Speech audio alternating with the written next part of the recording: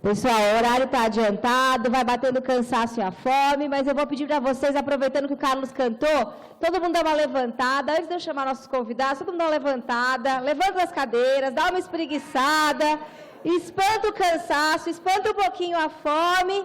Estamos acabando, daqui a pouco já vai ter o horário do almoço. Eu peço a vocês, todo mundo é guerreiro aqui, acordou cedo para participar, ficar mais um pouquinho, tem só mais uma mesa. Tá bom? Espreguiçaram de manhã, à tarde tem outras. Então, só para vocês saberem, aguardando, ao término dessa mesa, lá na saída vai ter um lanche, mas tem que aguardar só o final dessa mesa, aí depois na saída vai ser distribuído o lanche, ok? Então, para a gente também não atrasar muito mais, eu queria convidar para compor essa mesa que vai falar sobre o entendimento do sistema de justiça, posse e propriedade, o desembargador Dr. José Osório, que começou sua carreira na USP, depois foi professor da PUC, desembargador aposentado do Tribunal de Justiça de São Paulo, autor de vários livros, inclusive os direitos imobiliários da população de baixa renda. E também convidar o Dr. Wilson Levi, que está no Tribunal de Justiça, diretor da presidência do TJ, também faz sua carreira, né, na USP, na PUC, e está aqui dando professor em diversas universidades aqui. Gente, eu sei muita delonga, vou passar logo a palavra para eles, mas a gente falou muito hoje pela manhã sobre o sistema de justiça, não é? E a gente tem aqui duas pessoas que são pessoas ligadas ao judiciário e que são pessoas que vão contra a maré. Né? O Dr. José Osório tem uma das decisões mais importantes. Quem já ouviu falar da favela Puma em São Paulo? Né? Que foi um exemplo de resistência, um exemplo de permanência. O Dr. José Osório foi o desembargador que deu o voto, que garantiu a permanência daquelas famílias naquele local. E o Levi, que está aqui, está ajudando muito a compor as varas de conflito fundiário, que é a nossa esperança que o judiciário consiga tratar essa questão de forma mais adequada. Então, sem me alongar, eu vou passar a palavra para o Dr. José Osório, para que a gente tenha 20 minutos de fala de cada um, tá bom? Bom dia a todos. Já que todos agradecem, eu não posso deixar de agradecer também o convite da Júlia para participar deste evento. Fiquei muito orgulhoso de ter sido convidado. E aqui, e digo que eu vim mais para ouvir do que para falar. E já fiquei muito contente do que eu vi. E eu vi críticas candentes ao judiciário, né? De uma forma geral, as críticas são procedentes, como regra. E realmente falou-se também na necessidade da democratização do judiciário. É verdade, precisa mesmo. Eu encontrei pessoas esplêndidas no judiciário. Mesmo o judiciário como um todo é muito sensível às reivindicações da classe média. Eles são fruto da classe média. Então, naturalmente, a parte de consumo, por exemplo, encontra muito eco no judiciário. Entretanto, essa parte, digamos assim, dos excluídos da esfera jurídica, desses que aparentemente não têm direitos, aí já não encontram esta boa vontade, esse entendimento, que é isso realmente. Então, quando se trata dos excluídos, o judiciário falha redondamente. Pois bem, A professora Raquel, falou muito aqui nos direitos constitucionais, que estão longe. Falar Constituição, é preciso normas intermediárias para que esse direito seja efetivamente exercido pela população. Mas falou-se aqui também, daí ter-se falado aqui também, na necessidade das políticas públicas, que realmente são os maiores destinatários o que recebem a ordem da Constituição para tomar as providências para concretizar aqueles direitos que estão, de certa forma, longe do seu destinatário normal, que é o cidadão que precisa dele, direito. Pois bem, mas deixa eu olhar o relógio aqui, porque não, de repente a gente embala. Está ótimo, está bom. Mas há direitos, e eu vi que a própria professora Raquel não tratou desse ponto. Há próprios direitos que nos interessam muito e que já existem concretamente.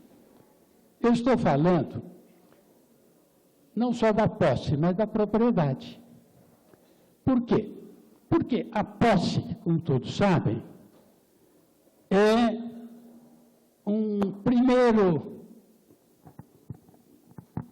degrau a ser vencido na aquisição do direito de propriedade. O uso capião é meio de aquisição da propriedade.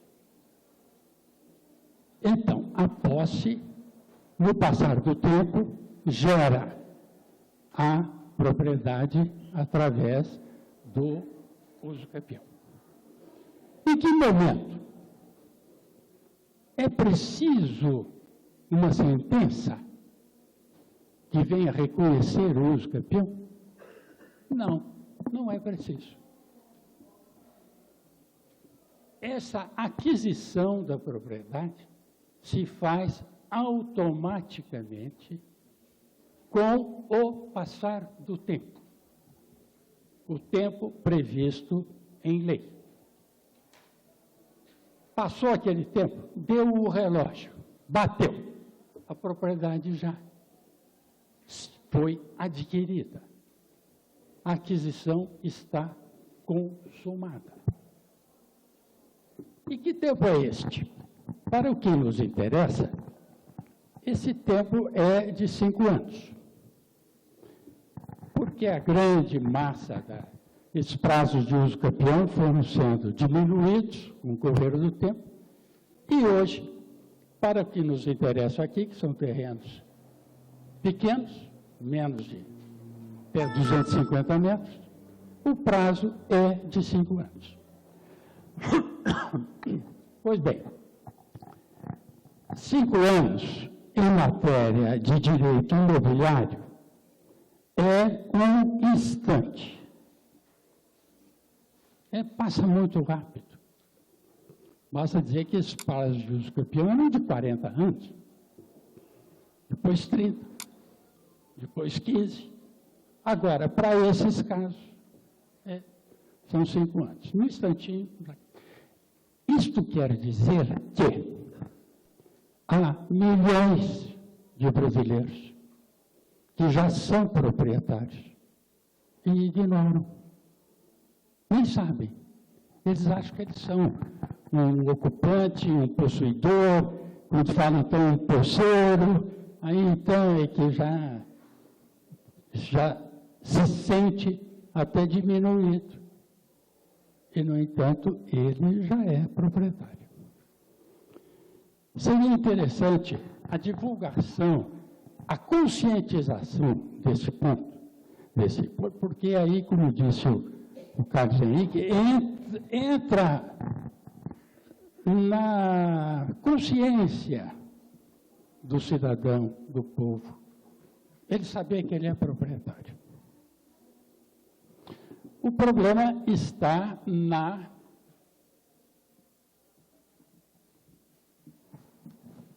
comprovação desse fato. Como é que ele vai? Então, a importância do registro imobiliário da propriedade está nisso, de poder provar com um documento. Não, eu sou dono, está aqui. Está aqui o registro. Mas, o que traz a propriedade é o uso campeão, e não o registro. Isso do ponto de vista da técnica jurídica. Pois bem,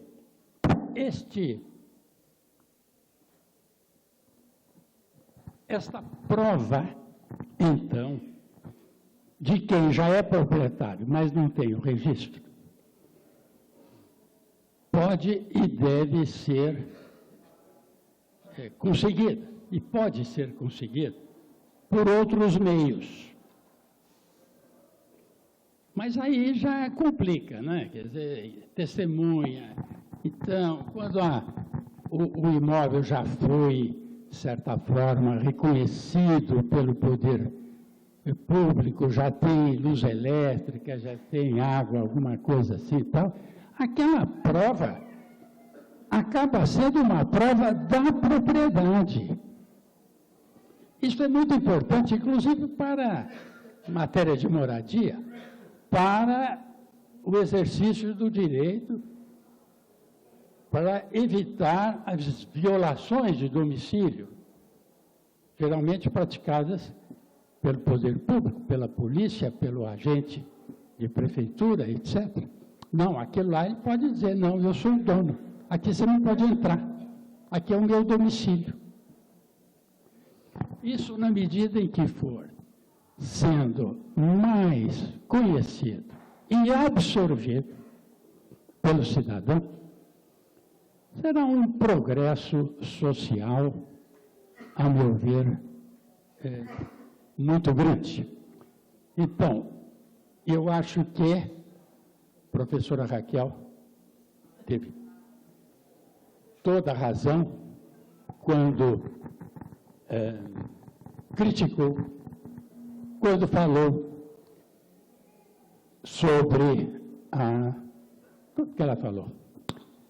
Mas é importante, eu acho que nem sei se a própria professora Raquel está bem consciente de que essa população que já ficou mais de 5 anos e que já é dona da coisa.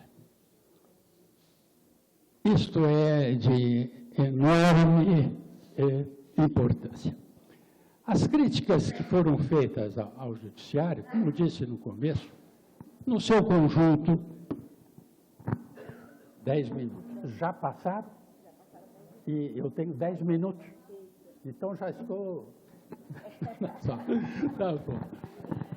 Então, eu só queria dizer que essas críticas são procedentes. Porém, a forma de criticar, eu acho que vocês mesmos aqui deveriam escolher. Eu lembro uma coisa, juiz não tolera pressão. Então, as instituições podem eventualmente ser pressionadas. Mas, como um todo e tal, o judiciário é um monstro. Então, falar que o judiciário, a crítica não pega assim tão bem, embora seja procedente, porque o comportamento do judiciário como um todo está revelando esse ponto. Bem, eu ia falar um pouco sobre Minha Casa Minha Vida, mas não tenho tempo. Mas um ponto eu tenho que falar. O Minha Casa Minha Vida trouxe uma forma muito eficaz de conseguir aquela prova da propriedade, que não está no registro de imóveis, que é a legitimação de posse. Então, eu tenho muita curiosidade de saber se os municípios estão fazendo alguma coisa, porque aí o poder público, o município entra no circuito, faz o levantamento, diz quem está lá, há quanto tempo está lá, esse documento vai para o registro de imóveis, provavelmente vai morrer no registro de imóveis, quer dizer, o registro de imóveis é muito burocratizado, mas só aquele título de legitimação de posse, a meu ver, dá uma garantia enorme para o cidadão. Mas, de qualquer forma, eu renovo aqui os meus agradecimentos à Júlia e a todos vocês que estão presentes e que me deram essa oportunidade de vir a conversar com vocês. Muito obrigado.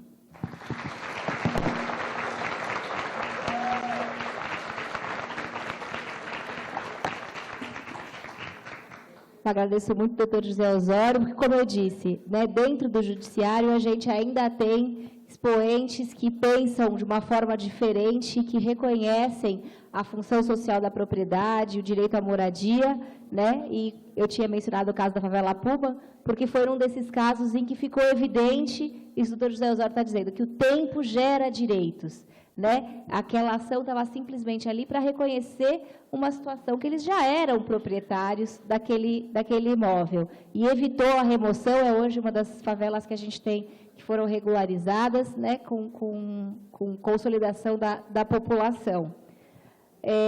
Então, também não vou me alongar aqui, mas vou passar para o Wilson Levi, que está na presidência do Tribunal de Justiça, e está aí à frente da criação das varas de conflitos fundiários, que a gente espera que seja essa onda renovatória, né? O doutor José Osório já se aposentou, a gente vê agora aqui uma nova onda de pessoas dentro do judiciário, para, de lá de dentro, trabalhar um pouco essa justiça para quem? Para que a justiça esteja se aproximando mesmo da população. Vou passar a palavra.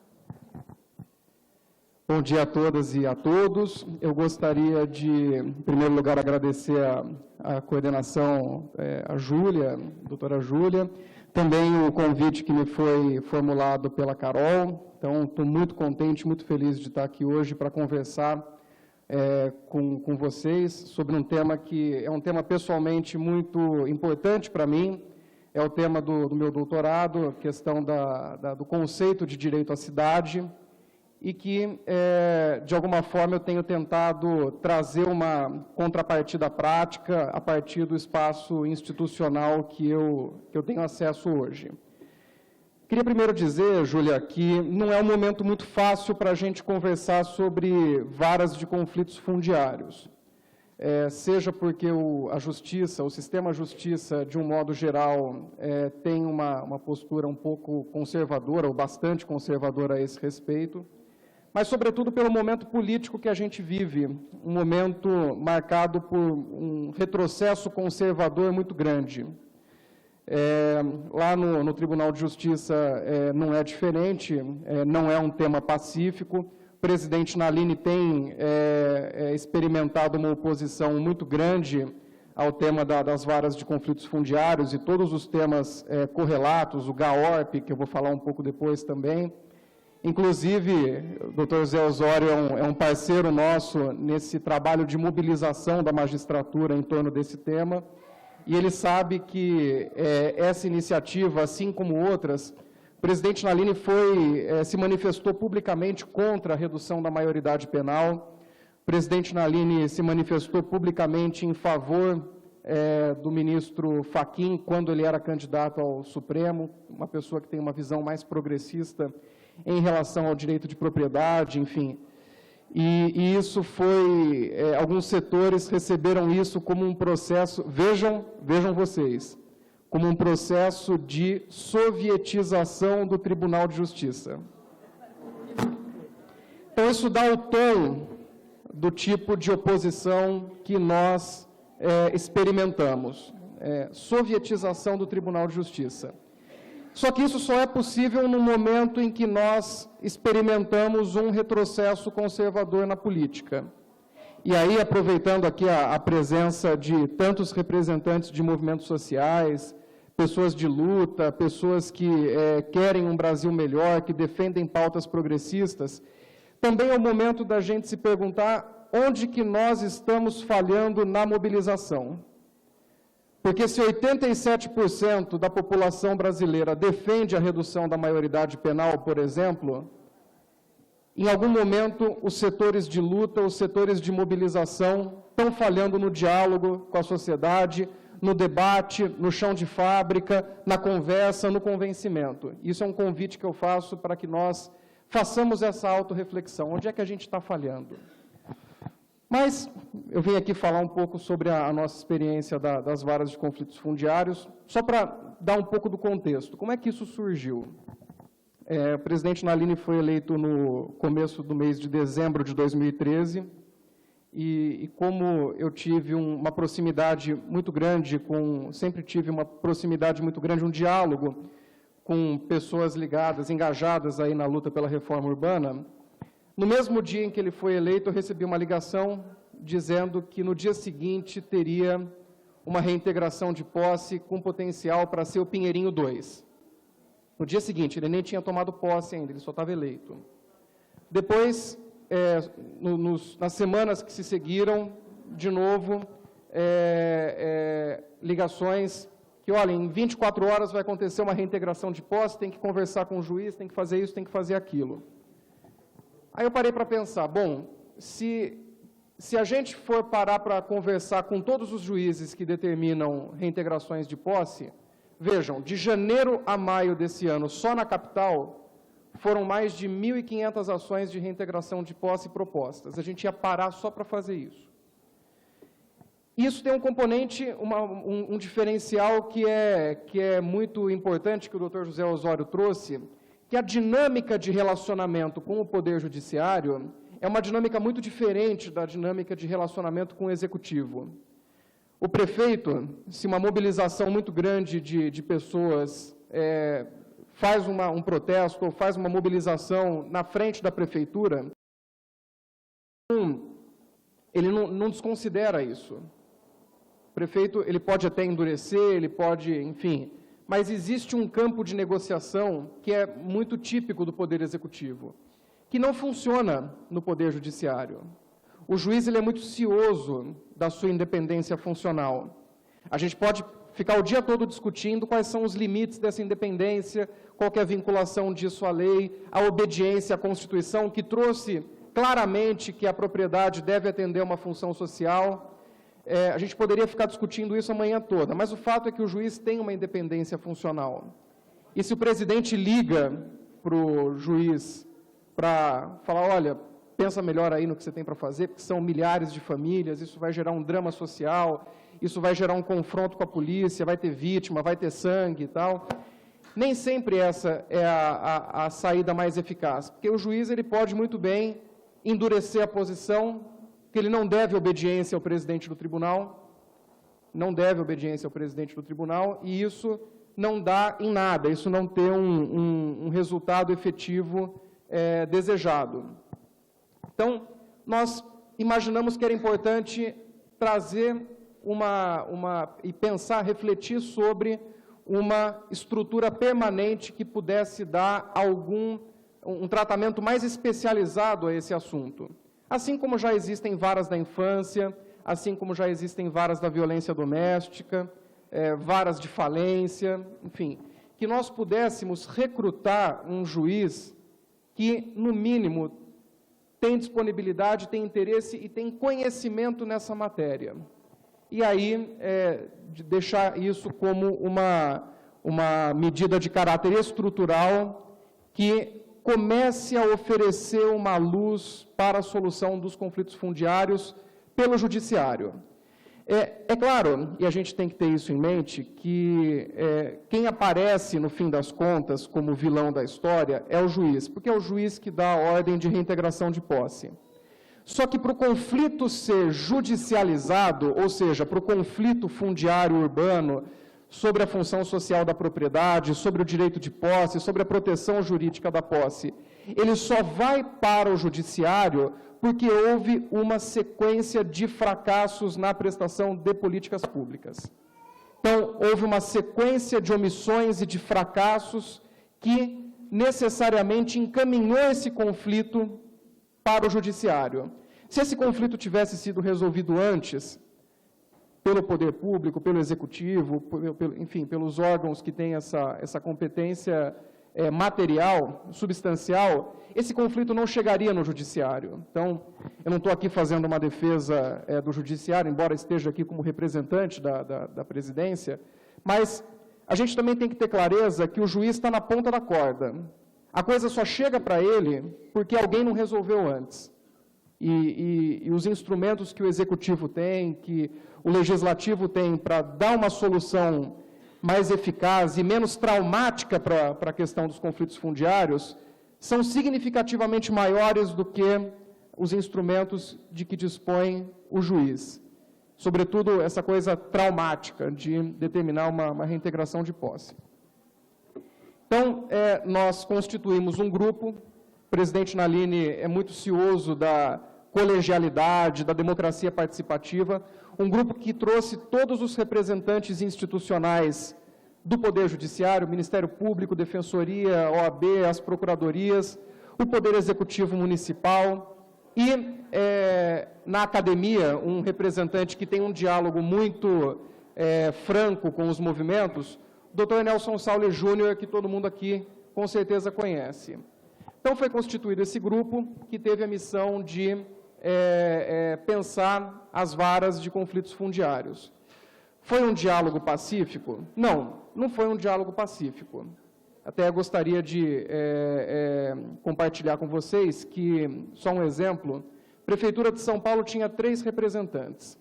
Um representante da Procuradoria do Município, um representante da Secretaria de Habitação e um representante da Secretaria Municipal de Desenvolvimento Urbano, SMDU. Nenhum dos 3 concordaram. Eu fiquei abismado, porque 3 representantes do Poder Executivo Municipal, 3 representantes da Prefeitura, e nenhum dos 3 chegavam num acordo. Entre eles. Um deles era a favor, o outro contra, e um meio que em cima do muro. Então, veja, a gente está falando de um Poder Executivo, em tese, amigável aos movimentos progressistas. Mas também nos revelou boas surpresas. Ministério Público e Defensoria Pública andaram de mãos dadas, o que não é fácil. Inclusive, nós estamos tentando construir, o representante no grupo é o Dr. Antônio Carlos Machado, pela Defensoria e pelo Ministério Público, o Marcelo Pedroso Goulart. Nós estamos tentando construir uma agenda comum de apoio das 2 instituições à criação das varas, de modo que o Procurador-Geral de Justiça e o Defensor-Geral estejam presentes um dia para entregar ao presidente uma manifestação de apoio. Eu tenho só 10 minutos, eu tinha preparado bastante coisa para falar, mas eu acho que essa conversa franca, essa prestação de contas que eu, como agente público, necessariamente tenho que trazer aqui a vocês, e é uma prestação de contas que também vem na forma de um convite para que vocês tomem pé de como é que está essa discussão e, em alguma medida, contribuam com esse debate. Até falei para a Júlia que eu vou disponibilizar o parecer que eu preparei, recomendando a criação das varas de conflitos fundiários, para que vocês leiam, discutam, debatam, enfim, e trazendo esse convite para que vocês também tragam contribuições, para que vocês canalizem. Tem o Dr. Nelson como um interlocutor fácil, que pode canalizar isso, Defensoria também, o Dr. Marcelo Goulart seguramente também vai ouvir. Um aceno muito claro à sociedade civil que nós apostamos nessa presidência na democracia participativa. Mas eu gostaria de trazer um alerta. Eu não quero criar expectativas demais. A vara de conflitos fundiários, ela não é e ela não será em si emancipatória. Ela não vai resolver o conflito.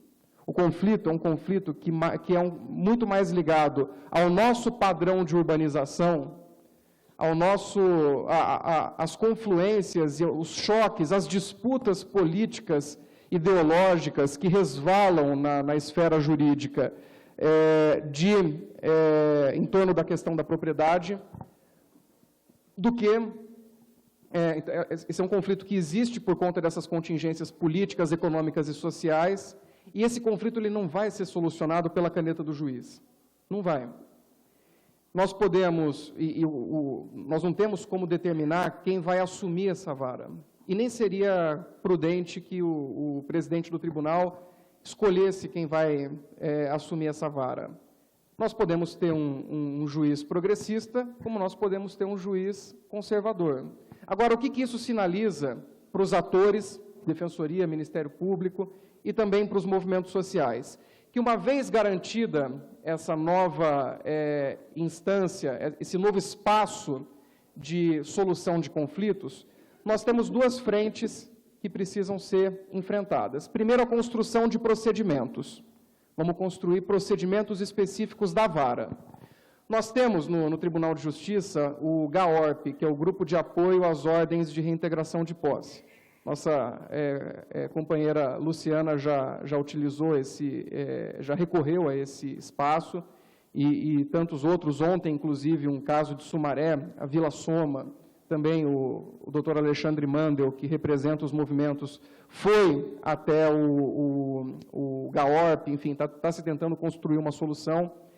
O GAORP é um órgão que hoje está dentro da presidência e que envolve Poder Executivo Municipal, Estadual e Federal, Ministério Público, Defensoria, Polícia Militar, que foi colocado à disposição, porque no momento em que nós temos uma reintegração de posse com potencial de gerar violação de direitos humanos, integridade física, vida, o juiz pode recorrer a essa instância para tentar construir uma solução de consenso que não envolva uma violação de direitos, uma reintegração de posse mediante uso da força policial.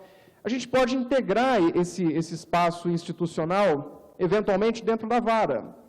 Então, se a reintegração de posse for algo inevitável, tentar construir uma solução que envolva todos os atores do poder público com interesse em resolver a questão de maneira pacífica, alguns até que podiam ter resolvido antes, mas eles são chamados de novo a atuar, para tentar construir uma solução de consenso que não envolva violação de direitos humanos. Tentar construir uma solução que atenda, que forneça contrapartidas que garantam o direito à moradia adequada, que garantam direitos humanos, que garantam que esse problema tenha uma solução possível, mas melhor do que a solução que nós temos dado hoje. Então, essa é uma dimensão. Vamos pensar procedimento. Como que a gente pensa o procedimento? Isso já é um ganho, hoje, frente ao que nós temos, muitas vezes, ordens com decisões que decidem pela reintegração da posse, com um tempo muito exíguo, sem mobilizar assistência social, sem mobilizar o governo federal, pensar em estratégias de Minha Casa Minha Vida, enfim, já é um avanço.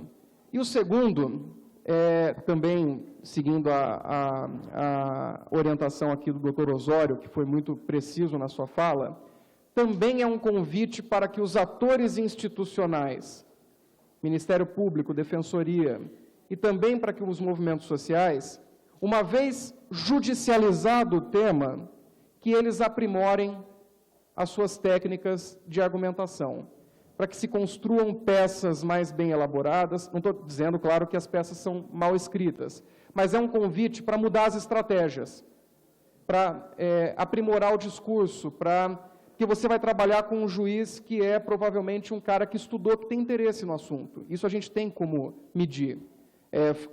Criar cursos de formação na escola da magistratura, enfim, trazer conhecimentos que mostrem para o juiz que o conflito fundiário não é um conflito intersubjetivo, não é um conflito do Levi contra a Júlia, é um conflito plurissubjetivo, que envolve direitos humanos, que envolve uma série de questões que ele tem que levar em consideração na hora de decidir.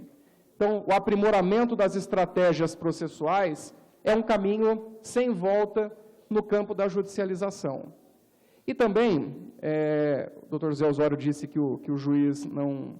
E ele tem toda a razão, que ele é muito cioso e muito arredio à pressão política, mas também facilita, porque hoje nós temos 2.500 juízes aqui em São Paulo. 2.500 juízes. Se nós tivermos 3, 4, 5 juízes concentrando esse tema, fica mais fácil de saber com quem que você vai dialogar, que estratégia que você tem que adotar, quem é que você vai pressionar de alguma forma, das formas institucionais possíveis, para quem que você vai apresentar a tese, com quem que você vai dialogar, com quem que você vai conversar. Isso, no nosso entendimento, dá um salto de qualidade muito grande para a prestação jurisdicional. Eu sei que existe uma expectativa enorme de que o judiciário distribua justiça social. Nem sempre isso será possível. Então, a aposta que nós fazemos é a aposta nas soluções estruturais. E, para finalizar, eu acho que um ganho que esse grupo de trabalho teve no desenvolvimento das suas atividades, de uma forma ou de outra, pelo menos entre as instituições, legislativo, executivo e judiciário, tanto o executivo quanto o legislativo encaram o judiciário como uma arena relativamente neutra. Então, eles respeitam o judiciário. O que nós conquistamos com esse grupo de trabalho foi um espaço de colegialidade. O judiciário serviu como uma arena mais ou menos neutra, em que todos esses atores foram chamados, colocados na mesma mesa, tendo o mesmo acesso, o mesmo tempo de fala, para poder falar, olha, a gente tem que resolver o problema dos conflitos fundiários. Instituições, o que vocês podem oferecer para a gente construir uma solução conjunta?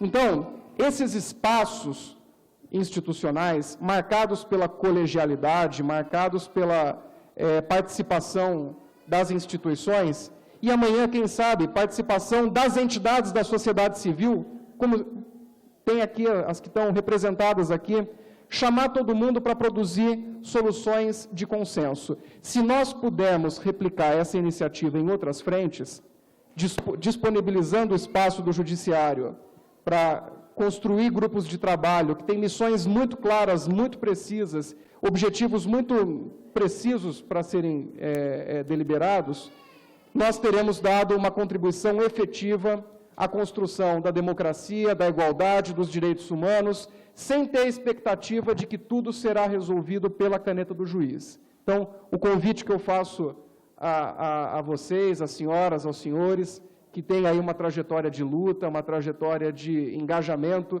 e, com certeza, uma vontade muito clara de construir um país melhor, um país com justiça social, é que a gente ocupe os espaços que forem colocados à disposição, participe, contribua, porque essa gestão está de portas abertas a vocês. Muito obrigado e uma boa tarde.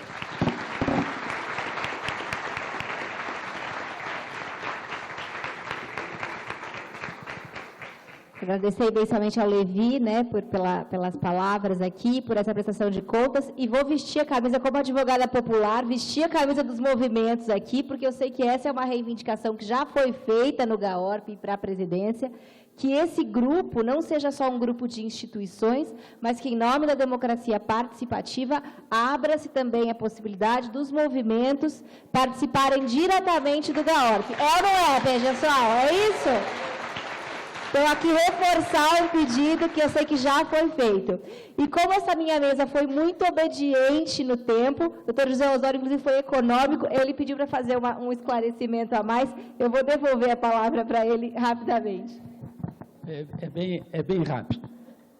Eu só queria explicar um pouco um texto, uma palavra que eu disse, que é: o juiz não tolera pressão. Isto não quer dizer que eu esteja criticando o movimento por tentar fazer pressão contra o judiciário. É que a independência do juiz é muito importante para todos nós, para vocês também, porque pressão por pressão, a outra parte tem muito mais poder do que nós. Então, é importante o juiz para que ele não seja pressionado na hora de decidir. Agora, evidentemente que nada impede e se recomenda as pressões ao judiciário. E, eventualmente, e críticas também, algum juiz que fale alguma asneira completa, tem que ser criticado. Quanto a isso, não tem dúvida. Acho que foi o Raimundo que falou aqui, que teve outro dia, teve uma passeata na cidade, né? E eu estava lá. Mas, um acaso total.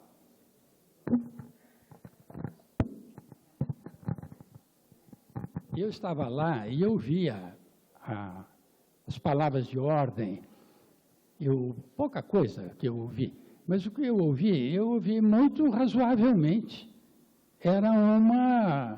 A voz era de mulher, e que estava falando o seguinte: vejam esses prédios antigos aqui, por volta do Lago São Francisco, Benjamin Constant, e aquelas ruas ali, esses prédios vazios. E, no entanto, aqui, dentro da cidade, dentro do centro da cidade, e, no entanto, as pessoas sem ter onde morar, ou então ser colocadas lá no fim do mundo. Então, achei a crítica muito procedente. E longe de mim sugerir qualquer diminuição do movimento social com esta finalidade. Era essa explicação que eu achei que eu precisava dar, porque de dizer que o juiz não aceita pressão.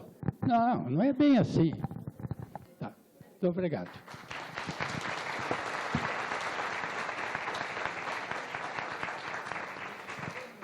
Olha, ali a mesa, eles estão querendo fazer adendos às falas. Eles foram obedientes no tempo, mas eles estão fazendo adendos. O Levi também pediu aqui para dar outro informe que ele acabou de lembrar, mas ele disse que é 2 minutos, hein, pessoal? Gente, rapidinho.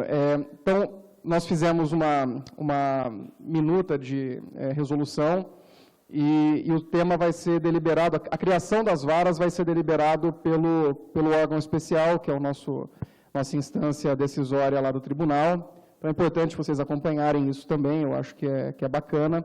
E o projeto piloto que nós pensamos é de um juiz com competência para resolver conflitos fundiários na capital, e aí a competência territorial, por enquanto, só na capital, que é onde tem a maior parte das reintegrações, porque também a gente não tem muito dinheiro, a gente está com um orçamento aí esse ano de 9 bilhões, 95% comprometido com folha de pagamento.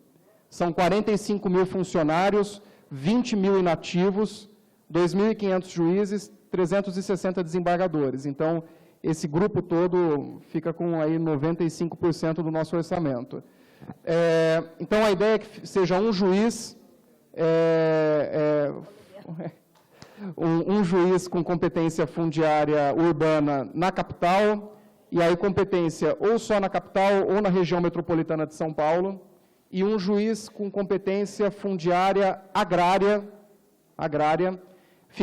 sediado na capital, mas com competência territorial para todo o Estado. A gente quer introduzir o tema, então, até a Júlia falou da questão do GAORP e tal. Eu sei que existe uma expectativa, e todo espaço que é criado gera uma expectativa de ser ocupado, de ser preenchido. Mas o doutor José Osório, com mais propriedade do que eu, pode falar que o judiciário não é uma estrutura muito aberta a coisas novas. Então, nós já tivemos aí um ganho que, sem modéstia, eu faço a seguinte comparação. É como se nós tivéssemos, antes da descoberta do fogo, e, de repente, aparece alguém com uma lanterna. Foram avanços muito expressivos, muito importantes. Mas a gente não está insensível às causas de maior colegialidade, maior democracia, e por isso que eu aqui renovo o convite para a gente continuar esse debate. Obrigado. Bom, antes de encerrar a mesa, eu queria justificar a ausência da Rosane Tcherno, que estava prevista para participar, que é uma advogada popular, também muitos anos na luta. A filha dela está hospitalizada, então ela, infelizmente, não pôde estar com a gente essa manhã, mas por um motivo plenamente justificável. Agradecer muito, mais uma vez, a presença, né, do Dr. José Osório, do Wilson Levi, que nos brindaram aí com essas falas, vieram representando aí dentro da justiça, né, pessoas que pensam um pouco diferente, né, e eu acho que se a gente tivesse mais tempo, a gente podia aqui ficar horas conversando com eles de como, então, a gente faz, qual seria essa pressão mais eficaz dentro da justiça, porque às vezes a gente constrói várias teses, viu, Levi, e a gente chega a ouvir dos juízes, o José Osório foi desembargador, mas assim, eu já cheguei a ouvir de juiz e falei assim, mas pobre ficar nesse prédio aqui, Pinheiros, é muito nobre, né, gente? Não dá, né? O prédio estava vazio, desocupado, não tinha nenhuma comprovação de posse, mas assim, por mais que você construa o argumento, aí você ouve do juiz e você fala, bom, então não tem argumento jurídico que se construa. Por outro lado, né, é um alento a gente ver decisões que reconhecem a função social da posse, que reconhecem que essa dimensão social, que os conflitos sociais, né, vão ter um impacto, e isso não gera, né, o direito não tolera.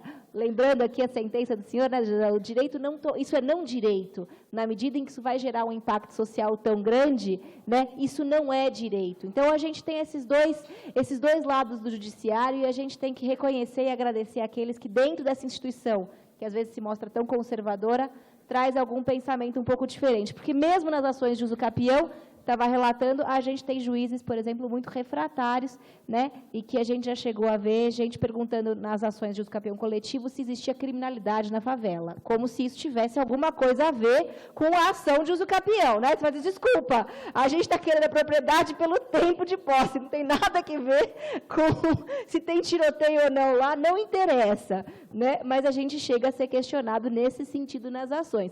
Então, a gente que está aí, né, como advogado popular, como movimentos, como defensores, a gente enfrenta um dia a dia bastante complicado. E se a gente, de fato, puder ampliar esses espaços de debate, né, com o judiciário, trazendo esses expoentes, que são pessoas que pensam um pouco diferente ali dentro, isso certamente vai fortalecer a nossa luta.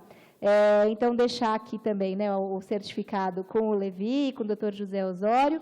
Agradecer a todos pela paciência, pelo esforço. Uma salva de palmas para eles e para vocês que ficaram até agora conosco. Vamos começar ou não vamos? Vamos começar, dona Olga? Vamos lá, dona Olga. Se animar aqui, vai.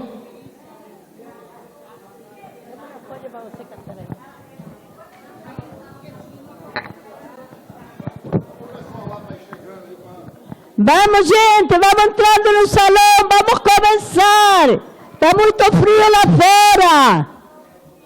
Vamos entrar, venham cá, vamos. E vocês que estão aqui, que estão achando? Está bom nosso encontro ou não está? Está bom? Ótimo, vamos lá. Então, a gente, para esquentar um pouquinho, né? A gente vai cantar, né? Vamos cantar. Né? Como o doutor Carlos Loredo falou, que a gente perde quando a gente esquece nossas raízes. E eu acredito nisso piamente. Se a gente perde as raízes, perde tudo. Então, a gente tem que lembrar como a gente começou, de onde a gente saiu, né? A gente não pode esquecer, tem sim. Não.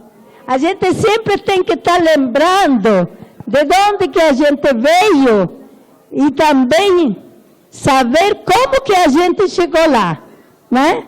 Porque se a gente não sabe como chegou lá, o tombo é muito forte. A gente cai e depois não levanta, né? Tem uma musiquinha que chama assim, é Baião das Comunidades. Quem sabe, ajuda. Quem não sabe, bate palma. Vamos lá? Somos gente nova vivendo a união, somos povo semente da nova nação. Yeah, yeah. Somos gente nova vivendo o amor, somos comunidade, povo do Senhor. Yeah, yeah. Vou convidar meus irmãos trabalhador, operário, lavrador, biscateiro e outro mais. E juntos vamos celebrar a confiança nessa luta de esperança de ter casa, pão e paz. Yeah, yeah. Somos gente nova vivendo a união, somos povo semente de uma nação. Yeah, yeah. Somos gente nova vivendo o amor, somos comunidade, povo do Senhor. Yeah, yeah.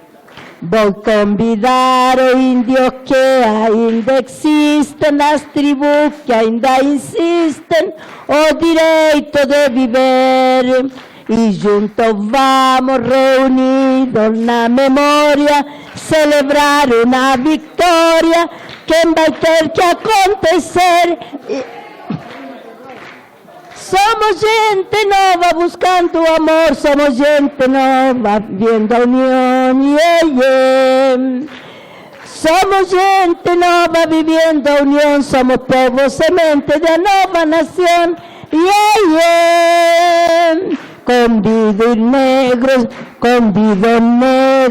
irmão de sangre e sina, su gingado nos ensina a dançar da redenção.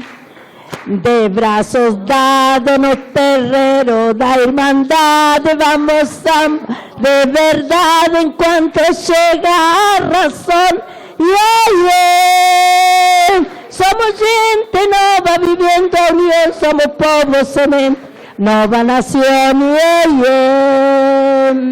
Somos gente nova vivendo o amor, somos comunidade, povo do Senhor. Yeah, yeah. Vou convidar o Neide Rosa, Ana Maria, a mulher que noite e dia luta e faz nascer o amor. E reunido no altar da liberdade, vamos cantar de verdade, vamos pisar sobre a dor. Yeah, yeah. Somos gente nova vivendo a união, somos povo semente da nova nação. Yeah, yeah. Somos gente nova vivendo o amor, somos comunidade, povo do Senhor. Yeah, yeah. Vou convidar a criançada, a juventude, tocadores me ajudem, vamos cantar por aí. E nosso canto vai encher todo o país, velho vai cantar feliz, quem chorou vai ter que rir. Yeah, yeah. Somos gente nova vivendo a união, somos povo semente da nova nação. Yeah, yeah. Somos gente nova vivendo o amor, somos comunidade, povo do Senhor. Yeah, yeah.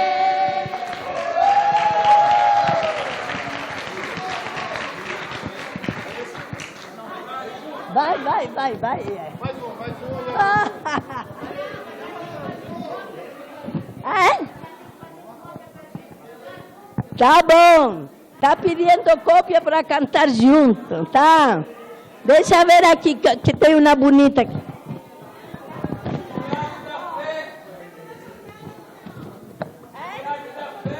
Milagre da fé. Mas vocês vão cantar? Ah, se vocês cantam, eu canto, se não, não. Não, espera um pouquinho. Tem uma que é mais bonita assim, ó. Né? Só que não tem nenhuma bandeira aqui, mas é bonita também. Aqui, ó. É bonita demais, é bonita demais. A mão que conduz a bandeira da paz. É bonita demais, é bonita demais. A mão que conduz a bandeira da paz.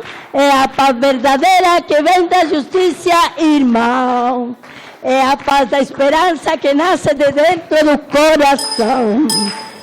É a paz de verdade, da pura irmandade, de amor e paz, da comunidade, buscar igualdade. Oh, é bonita demais, é bonita demais, a mão que conduz a bandeira da paz.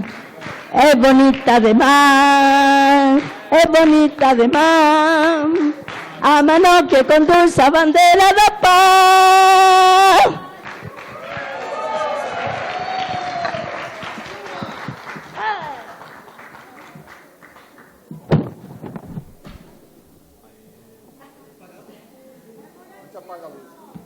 Tá, espera um pouquinho. Luísa, vamos lá? Vamos começar, dona? Tá? Mais uma música? Com a moradia. Mais uma. Tá bom, vamos cantar o milagre de fé, milagre de fé. Vai começar com essa música. Tá bom. Vai outra, vai outra. Outra? Então, essa aqui é bonita, ó. Caminhando e cantando, seguindo a canção, somos todos iguais, braços dados ou não, nas escolas, nas ruas, campos, construções, caminhando e cantando e seguindo a canção. Bem, vamos, que esperar não é saber, quem sabe faz a hora, não espera com... Vamos embora, esperar não é saber, quem sabe... Não espera acontecer, pelos campos a fome, em grandes plantações, na rua marchando, indecisos cordões, ainda fazem da flor sua mais forte refrão, e acreditam nas flores vencendo o canhão. Bem, não é saber, quem sabe faz a hora acontecer. Vamos, que esperar não é saber, quem sabe faz a hora, não espera acontecer. A soldados armados ou não, quase todos perdidos de arma na mão. Nos quarteles ensinam antigas lições de morrer pela pátria e viver sem razão. Nas escolas, na rua, campos, construções, somos todos soldados armados ou não, caminhando e cantando e seguindo a canção. Somos todos iguais, braços dados ou não. Esperar não é saber, quem sabe faz a hora, não espera acontecer. Bem, vamos, que esperar não é saber, quem sabe faz, não espera acontecer.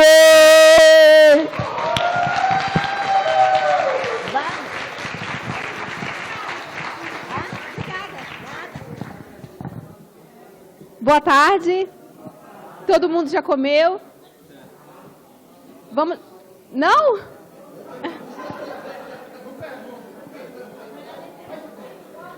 Vamos começar a segunda etapa do dia de hoje. A gente vai passar agora um vídeo que o pessoal da Rede Rua fez. Eu quero agradecer o pessoal da Rede Rua que passou a madrugada produzindo, de modo que fosse possível esse vídeo ser transmitido agora. É um vídeo que traz a nossa preparação para a jornada, as pré-jornadas que vocês participaram. Vamos assistir, então.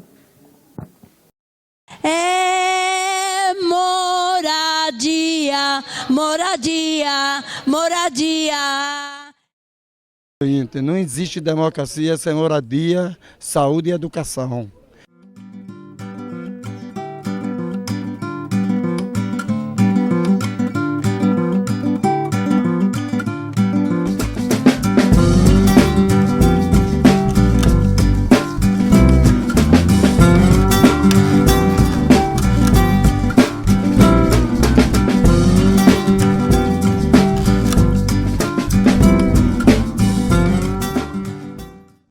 Que é uma área de risco e que é uma área de manancial e que eles querem fazer aqui um parque linear.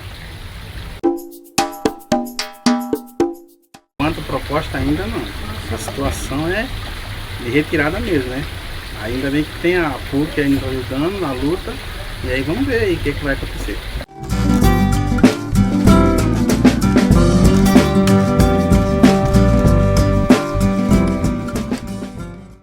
Então, querendo tirar, desde o primeiro dia que o povo ocupou aqui essa área, já tem ação de reintegração de posse acontecendo, né? Por enquanto, o que o movimento tem buscado é que essa área seja revertida para habitação de interesse social.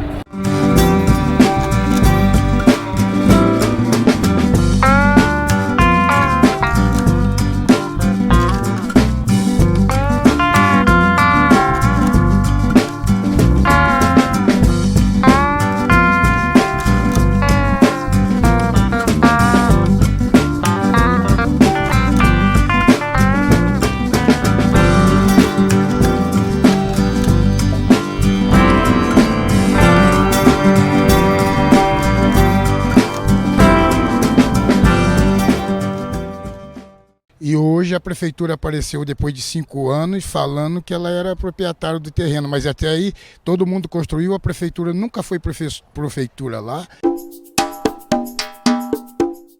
Nós já conseguimos tudo, agora a regularização fundiária vai depender da prefeitura fazer para toda a cidade de São Paulo.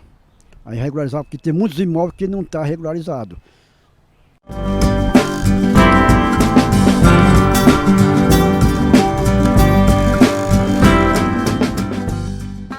O proprietário do terreno ingressou com 2 ações de reintegração de posse. Uma delas já tem uma decisão liminar para que as famílias desocupem. A solução que nós encontramos aqui foi uma solução amigável com o proprietário, em que a Associação de Moradia Mário Lago ela vai acessar recursos públicos do programa Minha Casa Minha Vida em entidade.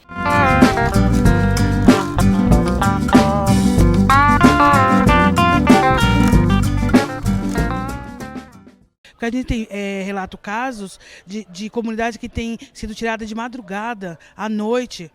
Quando as pessoas, os repórteres chegam, já não tem mais nada. Então o povo está com medo. Faz mais ou menos uns 5 anos que o escritório modelo veio até nós para a gente conseguir o uso capial.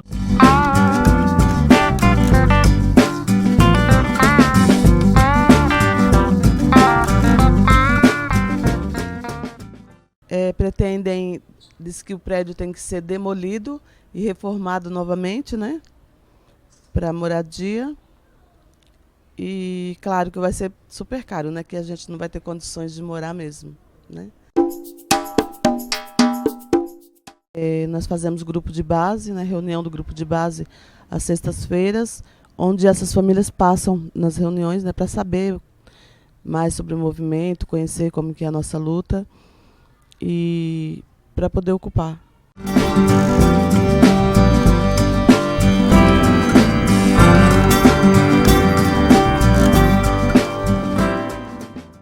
A Atualmente, o escritório modelo acompanha uma das ações de reintegração de posse, que pretende, movida pela Eletropaulo, para retirar a comunidade da área. O que a gente está tentando identificar agora, nesse momento, é uma área que supostamente está fora de risco para que ela seja uso capida.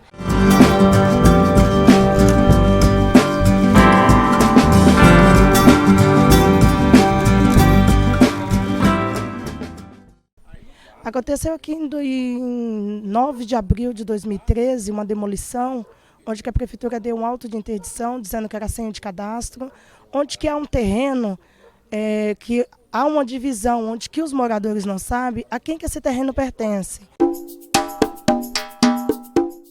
Essa comunidade pode pleitear junto ao judiciário, poder público, uma regularização dessa situação de vulnerabilidade.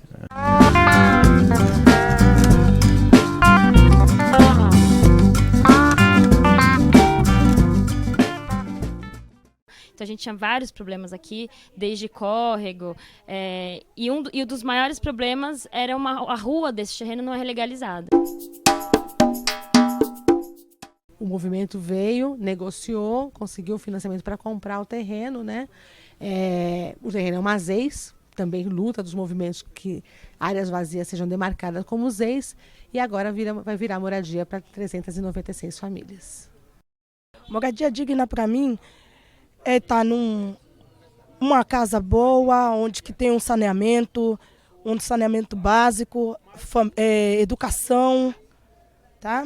Saúde e lazer, principalmente a área verde. Uma vez ele conversando com o padre Jaime, lá do Jardim Ângela, o padre Jaime falou: olha, política social, direito social é igual feijão, só sai na pressão.